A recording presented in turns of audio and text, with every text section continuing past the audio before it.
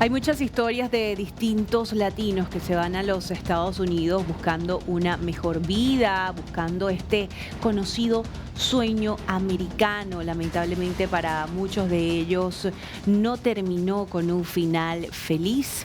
La cacería de migrantes, las redadas, esta persecución que prometía Donald Trump desde su campaña presidencial y que se ha cumplido a cabalidad, como hemos podido verlo, ha resultado en un centro de detención para migrantes, la cárcel Alligator Alcatraz, donde hay distintas personas de distintas nacionalidades. Y pudimos conocer recientemente el caso de un argentino.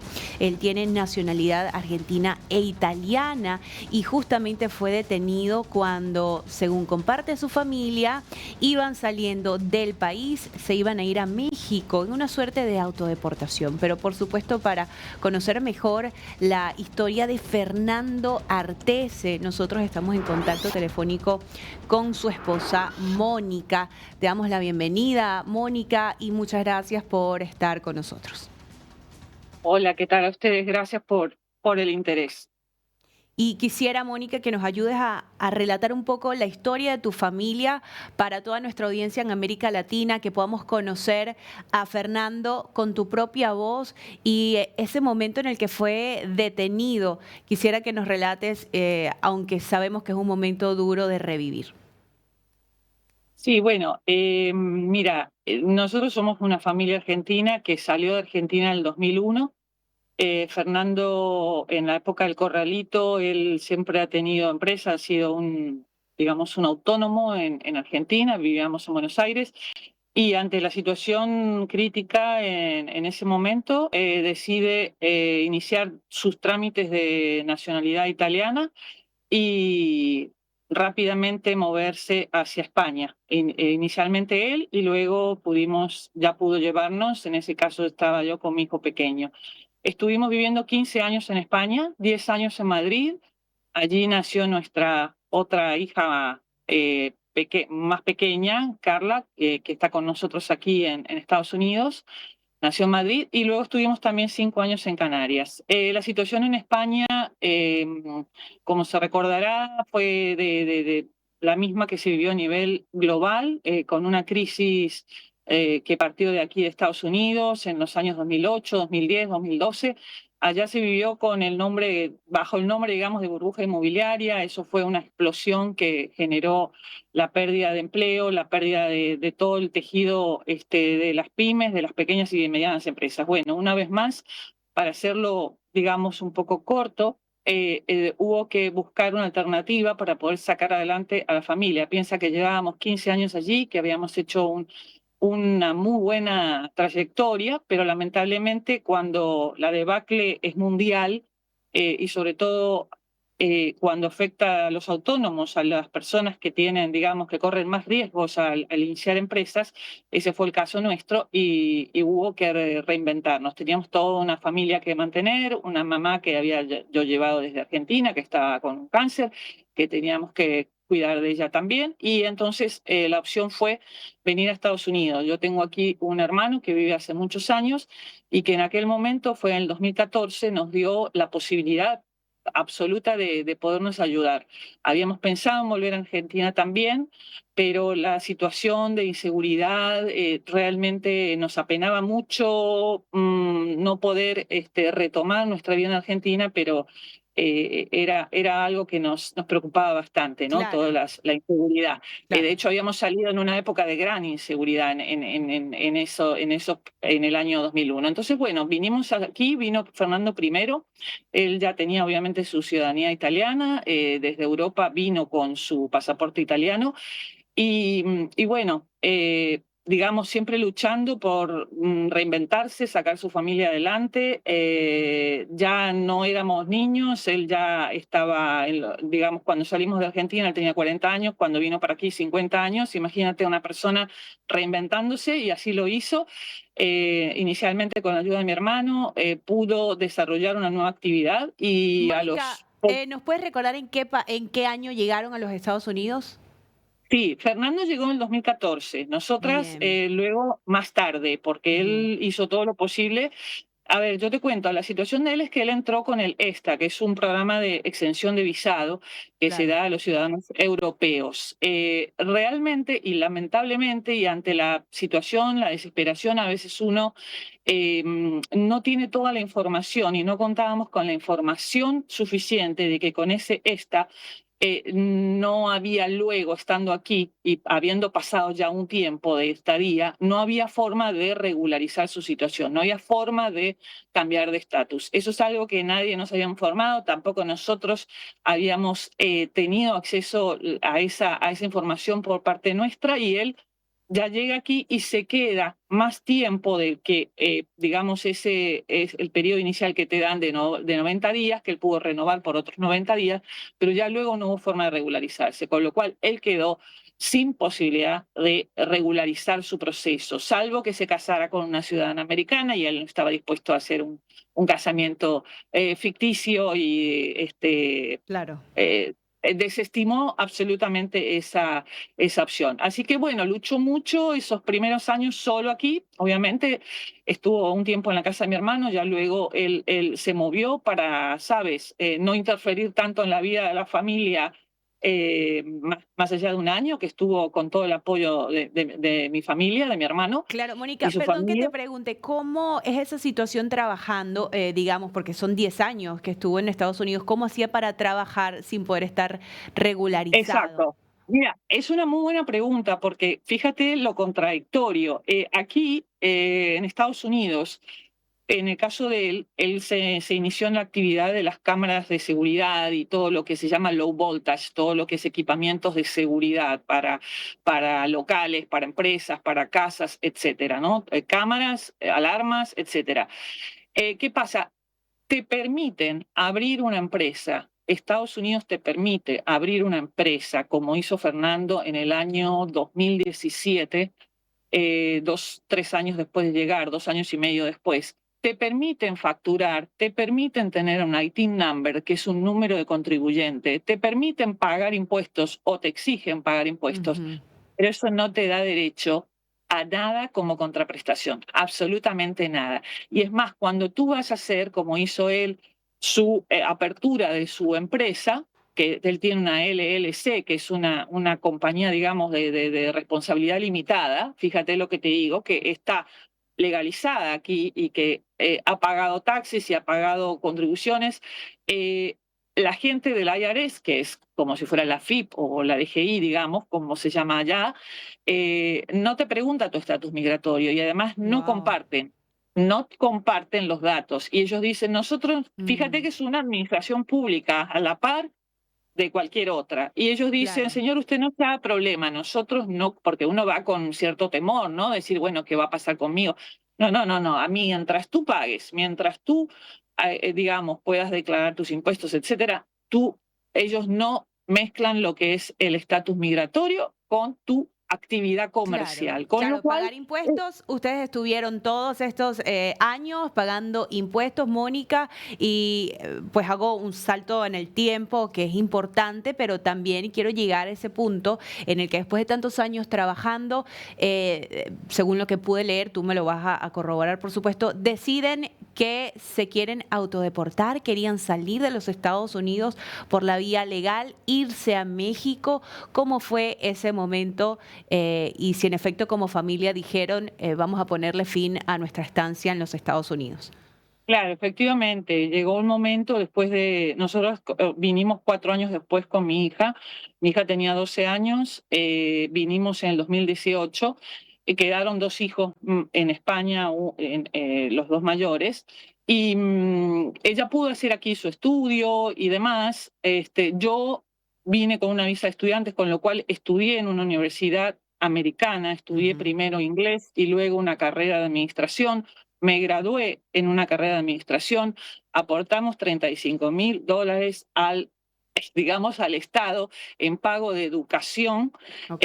pero ¿qué ocurre? Que a pesar de toda esa situación y nuestra legalidad, en el caso de mi hija y mía, no hay una, ¿cómo te puedo decir? No hay otros beneficios o otras necesidades básicas cubiertas, como la salud, como derecho a otros, digamos, a otros beneficios, sobre todo en el caso de Fernando. Entonces dijimos, bueno, nos hicimos un replanteo. Mi hija se quería proyectar aquí para estudiar en una universidad a través de becas, eso no fue posible, con lo cual ella, nacida en España, dice, bueno, la idea de ella ya era volver y encaminarse con su estudio, con su trabajo, con su proyección en España. Ella quiere estudiar comercio internacional y lo iba a hacer desde allí. Y como familia dijimos, bueno, ha llegado el momento de irnos, nosotros aquí no tenemos un futuro porque como te digo, tú puedes tener una empresa, puedes pagar taxes, pero eso no te da derecho absolutamente a nada, ni siquiera a una jubilación o un aporte para tú, digamos, retirarte de alguna manera. Entonces Claro. dijimos, bueno, nos tenemos que mover. Y así fue que nos planteamos cómo hacerlo. Para eso había que ahorrar, para eso aquí se trabaja mucho, digamos, muchas horas y la vida es del trabajo a casa, de casa al trabajo. Entonces, no da, con los costes de las viviendas y demás, no daba para poder ahorrar. Entonces, hicimos un cambio, en lugar de, digamos, compramos un motorhome que tiene sus años, con la idea de refaccionarlo y trasladarnos a vivir al motorhome para poder ahorrar un poquito durante ese año. Bien. Y ya con ese dinero que fue producto de ese trabajo y de ese esfuerzo, se montó todo lo que se pudo aquí en el motorhome, lo que es paneles solares, electricidad para tener autosuficiencia y poder movernos con el motorhome, con esa idea, salir a autodeportarse a través de México y de ahí bajar todo haciendo ya un camino muy bonito que teníamos proyectado por América Latina y llegar a Argentina. Ya luego vender Imagínate. el motorhome en Argentina y e instalar a España, ¿no? En un tiempo Ok. posterior. Pero esa era la idea. Imagínate, Mónica, qué duro. Y quisiera que nos cuentes un poco para entender y también para ponerle imagen a toda Latinoamérica que nos ve en este momento de cómo es el momento de la detención, cómo se vive esa situación. Yo solo puedo imaginarme la angustia que ustedes como familia habrán tenido al ser detenidos cuando, ya nos contará si fue llegando a la frontera con México, en qué momento exacto son detenidos y cómo fue ese momento. ¿Les piden los documentos? ¿Lo llaman a él aparte? ¿Qué hicieron ustedes? Claro, bueno, no, realmente, mira, fue ni bien saliendo. Nosotros saliendo estamos en el estado de la Florida, en la zona al norte de Miami, ni bien salimos digamos, a 2 horas de distancia de aquí, de donde estamos, habiendo transcurrido un día, al día siguiente de haber llegado a esa localidad que se llama Júpiter Beach, estábamos haciendo un paseo, simplemente habíamos ido al río, habíamos ido a tomar mate al río y nos dirigíamos a la playa. Y en ese trayecto vamos por un camino que es como una zona bastante exclusiva, no es una zona privada, se podía transitar perfectamente, solo que no tenía salida al mar y estábamos buscando la salida al mar. Y de repente nosotros teníamos no solo nos trasladamos no solo con el motorhome, sino con un vehículo, que era un vehículo de trabajo de Fernando, un van, una furgoneta blanca típica de trabajadores. ¿Y por qué? Porque no lo habíamos podido vender. Entonces, para no seguir estancados esperando esa venta, dijimos, bueno, nos movemos con los dos vehículos y lo venderemos en el camino hasta poder ya definitivamente salir solo con el motorhome. Y en eso es que viene, o digamos, nos encontramos con un policía de frente y un policía detrás de nuestro van. Evidentemente nosotros entendemos que ellos que están a la pesca de camiones o de vehículos de trabajo, donde vayan personas, por ejemplo, si van varias personas en una pick-up, ellos están buscando inmigrantes, están buscando gente. Y bueno, Mm, estaban detrás nuestro. ujú. Sinceramente, no lo sé si nos vieron entrando por esa zona, no sé si fue algo casual, eso no te lo puedo decir, Ok, pero sí sé que se pusieron los dos vehículos detrás nuestro y ellos lo que hacen inmediatamente es ellos escanean las placas, ¿sabes? La matrícula, claro. la patente. Y ahí sale que Fernando no tenía licencia de conducir porque estábamos los dos, figuramos los dos en el vehículo y bueno, y él tenía una multa reciente de tráfico y nada, ahí nos paran, ya le empiezan a pedir documentos y bueno, en un momento dado le dicen que se baje. Nosotras dos nos quedamos, imagínate, paralizadas porque íbamos a la playa a hacer un paseo, a tomar un mate y nos quedamos absolutamente paralizadas. Mónica, Mi perdón hija, que te pare. En ese momento, ¿ustedes tenían miedo simplemente por la legalidad de la licencia o ya se estaban empezando a imaginar una posible deportación o detención para él? bueno, mira, si yo te soy sincera, cuando él baja, porque tú sabes que no te dejan bajarte de los vehículos Claro. salvo que ellos te lo digan, ¿no? Entonces nosotros nos quedamos absolutamente calmas, absolutamente tranquilas. Lo primero que te preguntan es si tienes armas, porque tú sabes que aquí las armas son como de uso cotidiano Sí, y tan sí. libre, y nosotros aterrorizados internamente tratamos de mantener la calma y dijimos no, absolutamente no. Y bueno, lo bajan a él, lo hacen bajar a él.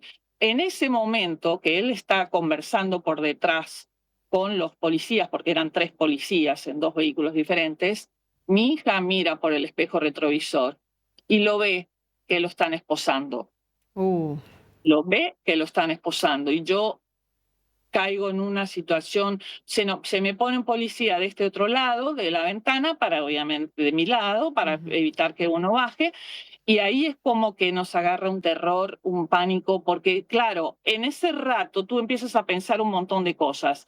¿Será que, bueno, le multarán por el tema de no tener la licencia? ¿Le darán, no sé, algún tipo de penalización? ¿Nos llevarán el vehículo? Cualquier cosa se te ocurre en ese momento, menos que lo van a llevar esposado y Claro. ya lo suben en un vehículo, y ahí es donde yo me bajo y es como que ya, por supuesto, manteniendo la calma, bueno, él me decía, no, quédate tranquila, que todo esto se va a solucionar. Él es muy tranquilo y muy de apaciguar, ¿no? La situación, aunque sea la más crítica, él trata de enfrentarla de la mejor manera. Y así fue, que se lo llevaron y se lo llevaron al jail local.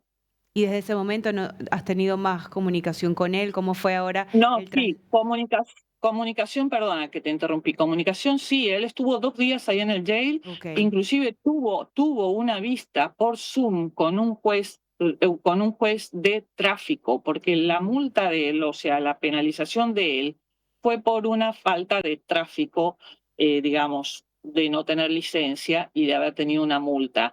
Claro. Esa falta de tráfico, él en esos 2 primeros días en el jail local la resuelve a través de una vista con un juez por Zoom que le dice, señor, ¿cuál es su caso? Ah, licencia, no circulaba con licencia, perfecto, pague lo que corresponde. Nosotros Mónica, fuimos a pagar.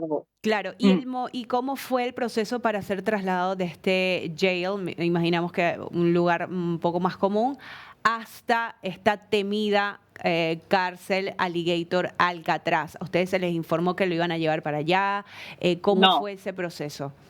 no, el tema es que él se paga esa multa de $250 y se suponía que lo iban a soltar. Cuando hablamos con la gente ahí para ir a buscarlo de alguna manera, que saliera, nos dice, no, nosotros vamos a notificar a ICE porque Ajá, él tiene aquí un tema en su estatus migratorio. Entonces, ese día que fue a los 2 días de estar allí en el jail, él nos llama por teléfono a la tarde y nos dice, me están trasladando a algún sitio, no sé a dónde, quédense tranquilas, estoy bien, pero con la incertidumbre nuestra y de él de no saber a dónde lo trasladaban. En principio a nosotros nos dijeron lo van a llevar para Miami, pero no tuvimos más información. Y así fue pasando el tiempo, eso fue el viernes 27 de junio, nosotras nos movemos de vuelta con la ayuda de alguien que nos lleva al motorhome, porque teníamos 2 vehículos, nos movemos de vuelta hacia aquí, hacia Miami, porque cuando nos dicen lo trasladan a Miami, estábamos a 2 horas en Jupiter Beach, nos volvemos. claro, se complica. Nos volvemos a la espera de novedades. Pasan Claro. 24 horas, no sabemos nada, pasan 30 horas, no sabemos nada, nos llama a las 12 de la noche el sábado, me dicen, me tienen en una oficina del Border Patrol, una delegación transicional, y ahí lo tuvieron 6 días. 6 días en el que cada día le decían que lo iban a llevar a Miami, que ICE lo iba a llevar a Miami, que ICE lo iba a llevar a Miami, pero no sabían a dónde.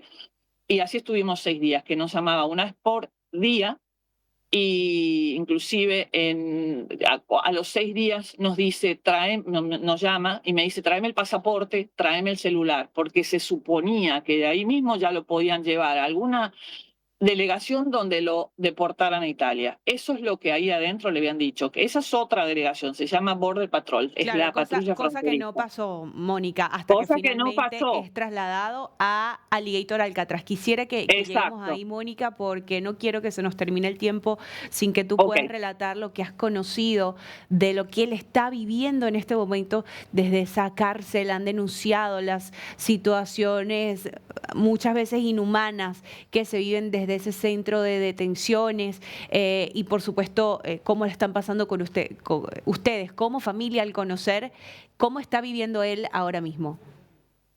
Mira, para nosotros fue desesperante saber el 3 de julio, jueves, cuando nos llama y nos dice, estoy en el Alligator Alcatraz. Era lo que nos temíamos, porque por eso Claro. lo estaban reteniendo, estaban esperando que la inauguraran, que se inauguró con bombos y platillos, el Claro. presidente, el gobernador y tal, diciendo que ahí iban lo peor de lo peor de los criminales. Así Imagínate es. esa sensación de opresión en el pecho cuando tú dices, ahí está él, como tantos otros que son todos trabajadores, el 90%. Por supuesto habrá gente que van trayendo ahí de otros sitios que ya están con algún proceso y la tienen que deportar porque han cumplido su causa, pero el 90% son trabajadores. Y cuando te enteras que son jaulas donde están 32 personas, con 3 inodoros adentro, prácticamente sin privacidad, donde no ven la luz del sol, donde están con la luz encendida 24 horas, donde tardaron una semana en poder ducharse,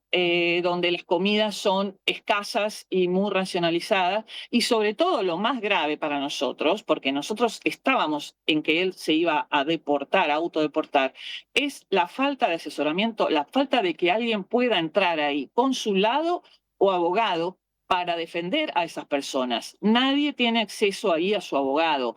Eso es lo que están quebrantando, que es esa libertad, ese derecho esencial que es por convenciones internacionales, por la Constitución, por la Quinta Enmienda, toda persona, inclusive indocumentada, tiene derecho a una asistencia y a que se le declare que tiene derecho a un abogado y a una asistencia. No ha sido el caso. Siguen día tras día en esa situación, no pueden dormir. Para muchos falta medicación, gente que toma para antidepresivos, ansiolíticos, y están metidos 32 personas en un sitio reducido, donde cuando tienen que salir a comer los llevan con las manos en la nuca como si fueran criminales, y donde nadie sabe nada. Porque cuando preguntan, ¿puedo hablar con alguien de ICE? ¿Puedo autodeportarme? ¿Quiero irme? Porque él lo dijo el primer día, nadie sabe nada. Esos son guardias como de una empresa privada que están ahí cumpliendo órdenes. Como te digo, a las 2 de la mañana los pueden despertar para irse a duchar, agua hirviendo, frío, congelado en el caso de su sector, gente con COVID que las tienen allí en otras jaulas, porque son jaulas, gallineros, Ujú. que no están preparados para un huracán. Esa zona de paso de huracanes, como es todo el sur de la Florida, y Ujú. no hay una seguridad, porque eso no es una estructura de material, esos son unas estacas de hierro con una lona, como un tinglado grande con 400 personas adentro. Esa es nuestra desesperación. La falta de la inercia, la situación arbitraria de ICE, de que mete a esa gente, no sabemos por cuánto tiempo, no tienen acceso. Hemos hablado del consulado italiano, ellos están como atados también de manos porque ICE no publica en un récord público donde tu abogado puede ir y consultar el estado del caso de cada persona y pelear. No obstante, estamos con asesoramiento para ver la manera de cómo poder acceder, con qué recursos acceder a esto que queremos, que rápidamente lo saquen de ahí, que lo saquen, lo deporten, se pueda autodeportar, salida voluntaria, ir a Italia o ir a donde sea que pueda, digamos, le corresponda o pueda elegir moverse.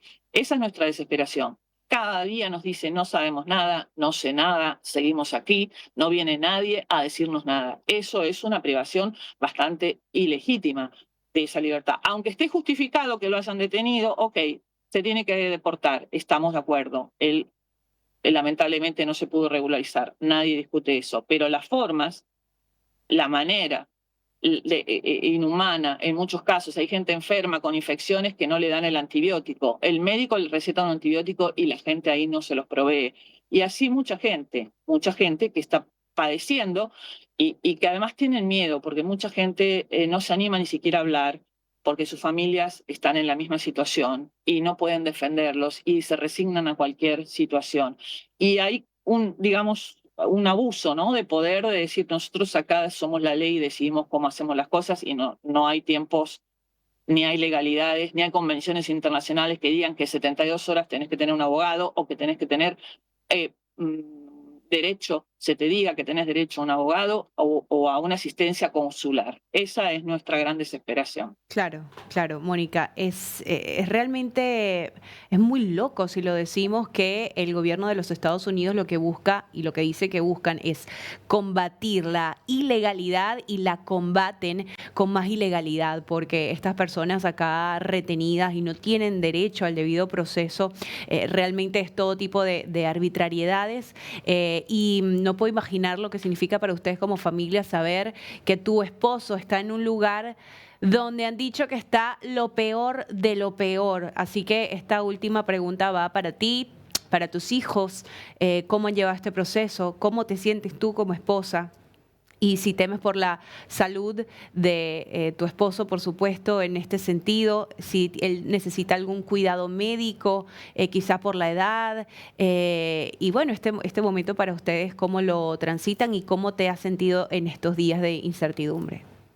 Bueno, totalmente devastados, angustiados, hasta con una gran impotencia, con temor, porque ya te digo, él es una persona, digamos, ya de 63 años, se ha mantenido bien, digamos, a través de su actividad, que es muy física, pero él tiene hemorroides. Tuvimos que llevarle nosotros una medicación para su parte urinaria porque no se la proveían. No lo hemos visto, pero se la hemos dejado a un militar en la otra dependencia. Y sobre todo gente que está mal alimentada, porque fíjate que les dan comidas bastante escasas y cuando se quieren llevar una manzana, porque después a la noche tienen hambre y no se duermen, Ujú. no les dejan llevarse nada adentro de la jaula de manera arbitraria. Es decir, les dicen, no te puedes llevar nada, o te lo comes o se tira. Es decir, entonces esa gente está a la noche despierta, sabes lo que es 30. Yo me imagino que si fueran lo peor de lo peor, 32 personas, criminales de alto riesgo, imagínate si van a poner a 32 personas juntas en esas condiciones, que sería no sé, Sí, harían un motín y sería un caos. En cada una obvio. de esas jaulas, 32 delincuentes peligrosos. Imagínate que Alcatraz, el original, no sé, donde estaba la mafia, a cada uno lo ponían en celdas de seguridad. Aquí ponen 32 personas juntas.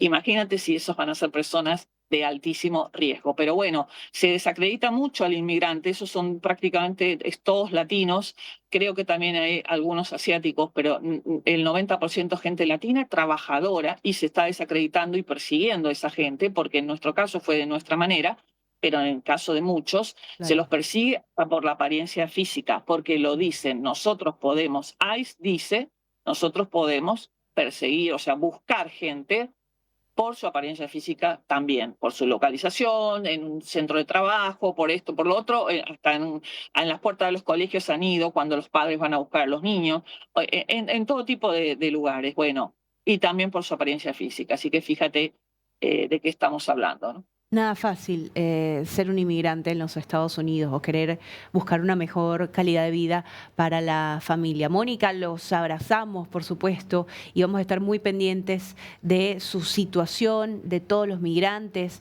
Acá pues tienen esta ventana para seguir alzando la voz. Así que te agradecemos por este contacto que has hecho con nosotros.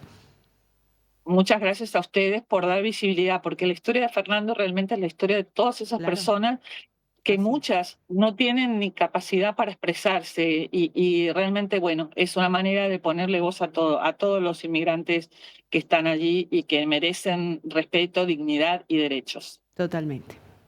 Gracias. Muchas gracias.